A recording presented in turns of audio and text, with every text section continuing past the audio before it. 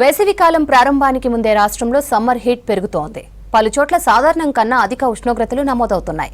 22 జిల్లాల్లో 37 డిగ్రీల పైనే ఉష్ణోగ్రతలు నమోదు కావడంతో ఫిబ్రవరి నెలలోనే వాతావరణం వేడెక్కుతోంది.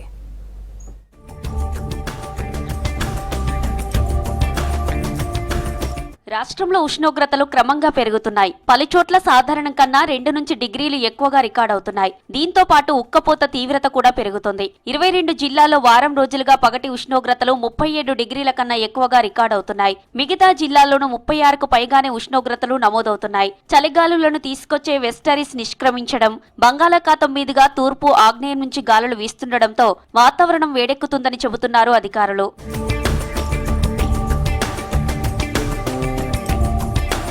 మార్చి ఫస్ట్ వీక్ వరకు ఇదే పరిస్థితి ఉంటుందని అంటున్నారు అధికారులు. తర్వాత కొన్ని రోజులు వాతావరణం స్టెబిలైజ్ అవుతుందని, కొన్నాళ్లకు ఉష్ణోగ్రతలు పెరుగుతాయని అంచనా వేస్తున్నారు. మే నెలలో ఈసారి రికార్డు స్థాయి టెంపరేచర్లు ఉంటాయన్నారు. మంగళవారం ఆదిలాబాద్ లో అత్యధికంగా 38 డిగ్రీల ఉష్ణోగ్రత నమోదైంది. భద్రాద్రి కొత్తగూడెం, కరీంనగర్, కుమ్రంభీం, ఆసిఫాబాద్, నల్గొండ, రాజన్న సిరిసిల్ల జిల్లా, సిద్దిపేట, జోగులాంబ గద్వాల, కామారెడ్డి, రంగారెడ్డి, వనపర్తి, మహబూబ్ నగర్ మరికొన్ని జిల్లాల్లో 37 డిగ్రీల కన్నా ఎక్కువగా ఉష్ణోగ్రతలు నమోదయ్యాయి.